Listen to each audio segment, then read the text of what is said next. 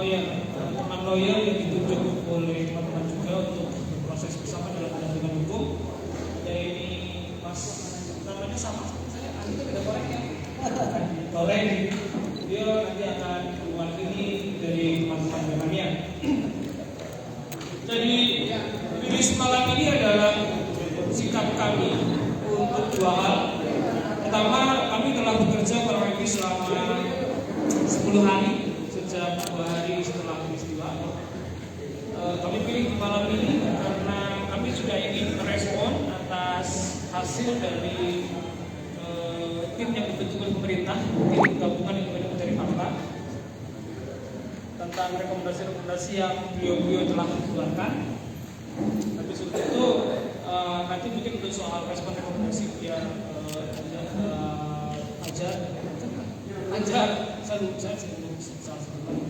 Anjar yang akan sampaikan juga ditambah oleh Mas Korek.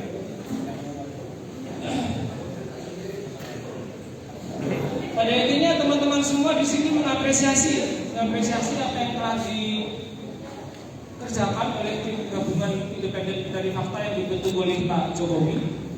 Kami mengapresiasi semua apa yang telah dijalankan oleh pemerintah, walaupun ada beberapa catatan penting yang akan kami sampaikan atas beberapa rekomendasi yang telah mereka keluarkan, terutama terkait dengan asbabun nuzul, sebab musabab kekerasan peristiwa itu, dan bagaimana tindak lanjut proses hukumnya. Ada beberapa hal terkait fakta-fakta yang telah kami bisa sampaikan. Nanti secara ini bisa saya kirim, teman-teman akan print out lembarnya. Nanti juga bisa saya share di WhatsApp teman-teman semua agar nanti bisa dibaca lebih detail gitu. Jadi kami menyimpulkan perkara ini bukan kerusuhan, tragedi kemanusiaan pada 1 Oktober 2022 di malam naas itu bukan merupakan kerusuhan supporter. Peristiwa itu adalah pembunuhan massal akibat dari kekerasan berlebihan yang dilakukan oleh aparatur keamanan. Ada Polri, ada TNI. Kami menyimpulkan hal itu karena satu, kami menerima keterangan bahwa beberapa waktu sebelum pertandingan ini dijalankan, panitia pelaksana telah berkoordinasi dengan aparat kepolisian. Penentuan atau pelaksanaan kegiatan ini sepenuhnya telah disetujui oleh kepolisian, terlepas ada surat dari PSSI dan seterusnya. Tapi institusi yang punya kewenangan untuk mengiyakan atau membatalkan kegiatan ini adalah institusi kepolisian, dan dalam hal ini kepolisian telah menyetujuinya. Ada 4 kali koordinasi antara Panpel dengan pihak kepolisian, juga dengan komunitas Aremania, yang kurang lebih intinya adalah satu, dalam pertandingan ini tidak boleh ada sweeping kendaraan plat R. Jadi dari awal sudah dicegah gitu. Satu. Yang kedua, tidak ada represi. Jadi teman-teman Aremania seolah meminta agar tidak ada represi dari aparatur keamanan kepada penonton. Yang ketiga, sejak awal panitia pelaksana dan Aremania juga telah mengingatkan agar kepolisian tidak menggunakan gas air mata. Teman-teman telah mengalami peristiwa di tahun 2018 yang silam. 1 orang meninggal akibat gas air mata. Itu cukup traumatik. 2 orang meninggal itu cukup traumatik, dan teman-teman memahami betul tentang resiko gas air mata. Jadi dalam rapat koordinasi itu telah ditegaskan jangan menggunakan gas air mata. Nah, kami juga mendapat informasi bahwa nanti bisa teman-teman konfirmasi ke pihak yang berwenang ya. Kami telah menginformasi bahwa panitia pelaksana juga telah mengeluarkan biaya kepada kepolisian sejumlah 170 juta rupiah. Gitu. Kami tidak tahu apakah itu benar segitu atau tidak. Wartawan bisa, komunis bisa konfirm misalnya. Dan saya kira itu informasi publik yang harus disampaikan oleh Pampel, juga oleh kepolisian tentang biaya pengamanan. Ini penting untuk dipahami karena dalam setiap pengerahan personil tentu ada biaya yang dikeluarkan. Biaya itu dari mana? Kita tentu harus memahami prinsip akuntabilitas dalam kinerja kepolisian. Saya juga ada soal juga, tapi kita belum dalami di urusan itu. Yang berikutnya, saya mendapat keterangan bahwa kepolisian juga telah mendapatkan regulasi teks soft copy tentang regulasi FIFA bagaimana tata cara pengamanan. Artinya kepolisian sudah memahaminya dan tentu saja tidak bisa kemudian mengatakan dia tidak paham bagaimana regulasi pengamanan dalam mengamankan kegiatan olahraga. Nah, itu fakta-fakta sebelum pertandingan. Ada fakta penting beberapa saat setelah pertandingan atau beberapa waktu ketika pertandingan berlangsung adalah ada satuan brimob dan sabara yang sejak awal ada di lokasi dan membawa gas air sejak awal pertandingan, sejak awal dimulai kegiatan. Personil brimob dan personil sabara yang dipersiapkan itu memang telah dibekali dengan senjata gas air mata. Kita bisa bertanya, kenapa harus begitu? Artinya kesalahan itu sudah ada sejak dari awal. Kepolisian telah mengambil resiko, telah memilih tindakan yang salah dari awal, mempersenjatai personilnya dengan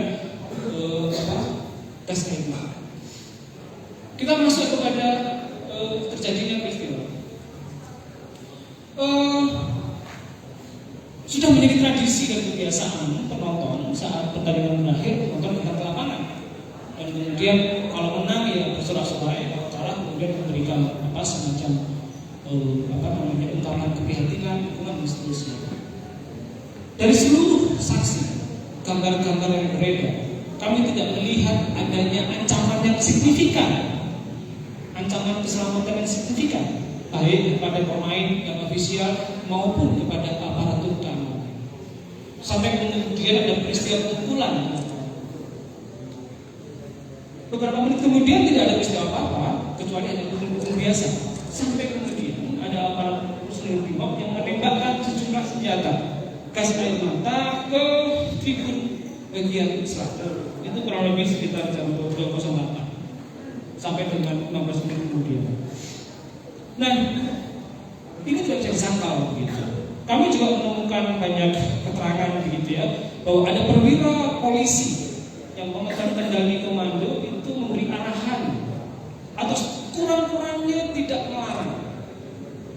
Sekurang-kurangnya tidak melarang personil brimob yang melakukan tindak kekerasan dengan menembakkan gas air mata ke arah tribun. Kita tahu bahwa waktu itu angin bergerak ke selatan. Tentu menjadi resiko yang sangat tinggi bagi teman-teman penonton yang ada di wilayah tribun selatan. Dan seluruh korban, bukan seluruh, sebagian besar korban itu berada di lokasi itu. Nah, dari sana kami mengambil kesimpulan bahwa ini tindakan pembunuhan. Ini bukan kerusuhan, ini pembunuhan. Kalau kita bilang pembunuhan ya ada di kitab undang-undang hukum pidana. Tapi ini bukan pembunuhan individual, bukan pembunuhan yang menyebabkan kematian satu orang. Ini pembunuhan yang mengakibatkan kematian banyak orang. Maka kita bisa bilang ini adalah pembunuhan massal. Dalam konteks hak asasi manusia, ini memenuhi apa yang di dalam Undang-Undang Pengadilan Hak Asasi Manusia unsur kejahatan hak asasi manusia. Dalam skema itu ada struktur komando. Kami meyakini bahwa sekurang-kurangnya perwira yang memimpin dan mengendalikan personil brimob itu tidak melakukan pencegahan sekurang-kurangnya. Ada kemungkinan besar bahkan memberikan perintah untuk menembakkan gas air mata. Proses hukum akan membuktikan itu. Tapi dari semua saksi dan video yang beredar, sekurang-kurangnya perwira yang bertanggung jawab dalam memimpin personil brimob dia tidak melakukan pencegahan terhadap personilnya tanggung jawab dia untuk tidak menembakkan gas air mata. Kami meyakini hari ini bahwa penyebab utama kematian yang begitu banyak adalah gas air mata. Ada 2 jenis gas air mata yang ditembakkan oleh Brimob dan Sabara. Karena itu kami meyakini ini adalah peristiwa kejahatan kemanusiaan, serangan aparatur keamanan kepada masyarakat sipil tidak bersenjata. Nah, dalam konteks itulah maka kami punya beberapa tuntutan begitu, nanti bisa diperdalam terkait soal ini. Putus hukum ini kami meminta Komnas Hak Asasi Manusia, Komisi Nasional Hak Asasi Manusia, lembaga negara yang berwenang terkait hal ini, yaitu Komnas HAM, untuk membentuk tim penyelidikan dugaan pelanggaran berat hak asasi manusia. Jadi penyelidikan pro justisia dalam dugaan ini menjadi penting untuk menemukan siapa aktor intelektual yang sangat tega membunuh ratusan saudara-saudara. Para Brimob itu tidak menembakkan secara acak. Pada sebuah Brimob tertangkap kamera, dia tidak bergerak. Ada Brimob tertangkap kamera secara agresif, dia bergerak. Ada perwira atasan di lapangan, dia di belakang mereka. Sekurang-kurangnya, artinya saya bilang sekurang-kurangnya, ini sudah memenuhi apa yang dimaksud sebagai kejahatan kemanusiaan.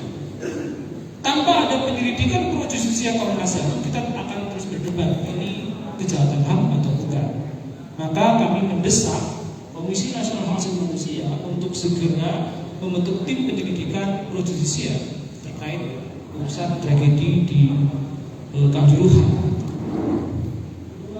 Yang kedua, secara institusional Polri punya Divpropam.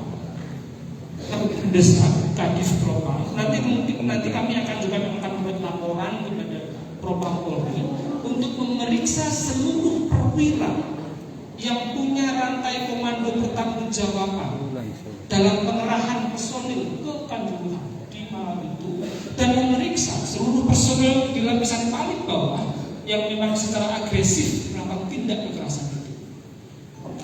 Tanpa memeriksa mereka semua, kita akan tidak mengetahui, kita tidak akan mungkin mengetahui apa yang sebenarnya terjadi. Kita tahu semua bahwa Kapolda yang saat bisa terjadi, Pak Niko, telah dinonaktifkan sebagai Kapolda. Artinya Pak Sigit sebagai Kapolri tidak punya hambatan seharusnya untuk segera memerintahkan Kadif Propam memeriksa Kapolda ex Kapolda Jawa Timur.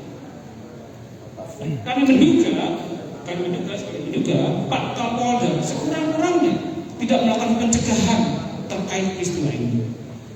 Sekurang-kurangnya dia mengizinkan keberadaan Brimob dan Sabara yang dipersenjatai dengan gas air mata. Saya kira sebagai pimpinan tertinggi di wilayah kepolisian Jawa Timur, beliau harus mempertanggungjawabkan atas pilihan kebijakan itu.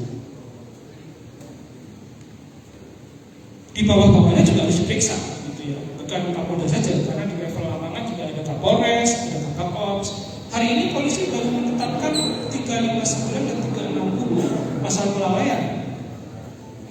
Kalau kita berhenti di situ, maka tragedi Kanjuruhan masih akan tertutupi dengan banyak fakta yang tidak bisa diungkap. Itu sikap utama yang malam ini kami sampaikan. Ada beberapa sikap lain yang bisa ditambah oleh rekan sebelah kiri saya, sebelah kanan saya terkait peristiwa ini.